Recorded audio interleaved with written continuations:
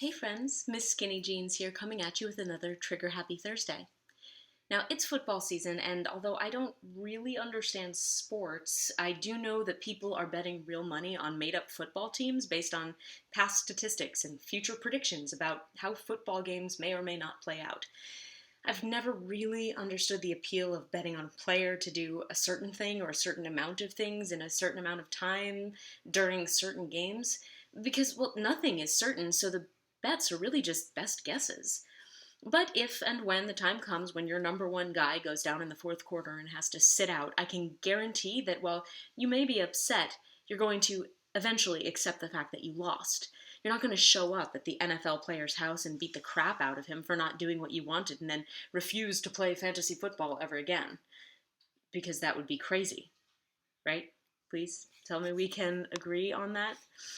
So, why is it that when we bet on other uncertain and uncontrollable things like, I don't know, losing a certain amount of weight in a certain amount of time or winning a certain race or hitting a certain PR, do we feel like it's okay to just beat ourselves up and then just quit? Here's the thing, I have spent my entire adult life making bets and quantifying everything. Instead of just watching and enjoying this metaphorical football game of my life, I've been predicting and postulating, calculating and hoping, keeping lists of stats and just quantifying.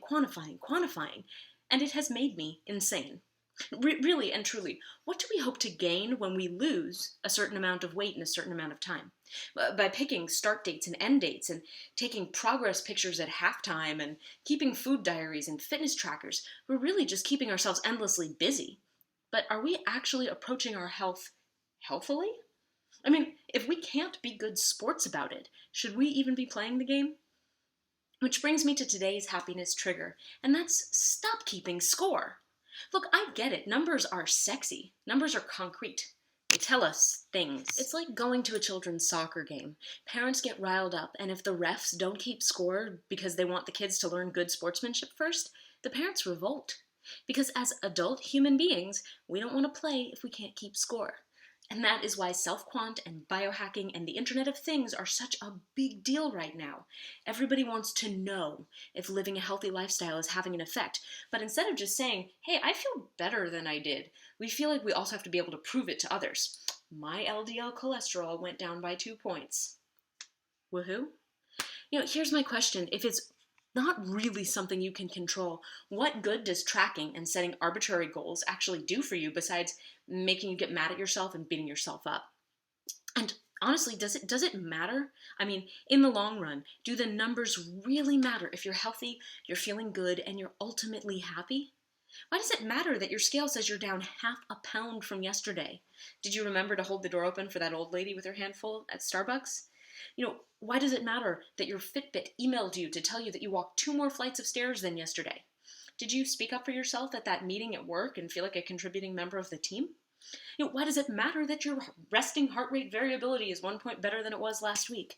Have you called a family member to tell them that you love them lately? Now, obviously, if you have to track things because it's a matter of life and death, like blood sugar for diabetics, and yeah, that's a different story. If you stop keeping score, you are putting yourself in jeopardy, and I am not recommending that whatsoever. But for the rest of us, maybe keeping score is just keeping us from enjoying the game. And look, I love the idea of winning. I really do. I don't know what to do with myself when I don't have a goal. I'm still trying to figure that out. But I do know that I want to add some quality to my life instead of just quantity. And that means letting go of the need to have this imaginary ref on the sidelines, a list of lifetime stats in my personal journal, and a constant ESPN commentary going on in the background of my mind.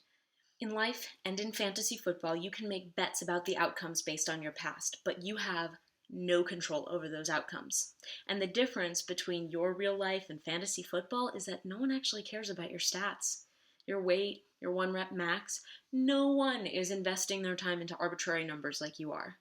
And when you don't make your goal or you go down in the fourth quarter, you're going to show up at your house, beat the crap out of yourself, and then refuse to play at health ever again. Like a crazy person. And you'll get away with it because nobody else is keeping score. So, what score are you going to let go of today? You don't have to get rid of all of your goals. I'm not recommending that. I'm just saying maybe it's time to ease up on 1 or 2 of the numbers. So let me know. You can leave me a comment below at inmyskinnyjeans.com. That's Genes. Or, of course, you can tweet at Miss Skinny Jeans, also Genes, because I count characters, not calories, on Twitter.